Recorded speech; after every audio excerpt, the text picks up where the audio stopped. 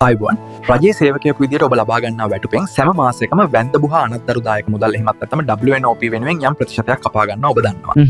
නමුත් ඔබ දන්නවද ඇතැම් විශේෂිත අවස්ථාවලදී ඔබ ගෙවූ ඒ මුදල් සියල්ලම පොලියත් සමග නැවත ලබා ගැනීමට ඔබට අයිතියක් තිබෙන බව? හැමෝටම මේ මුදල් නැවත ලබා ගන්න බැහැ. ප්‍රධාන වශයෙන් ඔබ විශ්‍රාම යන අවස්ථාව වන විටත් අවිවාහක අයෙකු නම් ඔබට මේ මුදල් නැවත ලබා ගන්න පුළුවන්.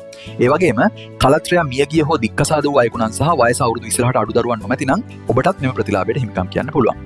මෙහිදී ඔබට ලැබෙන්නේ ඔබ මෙතෙක් කල මාසිකව ගෙවූ මුළු මුදල විතරක් නෙවෙයි රජය මගින් නියම කර ඇති සංයුක්ත පොලියත් එකතු වෙනවා. මේ සඳහා අයදුම් කිරීමේදී ප්‍රධාන ලියකියවිලි කිහිපයක් අවශ්‍ය වෙනවා.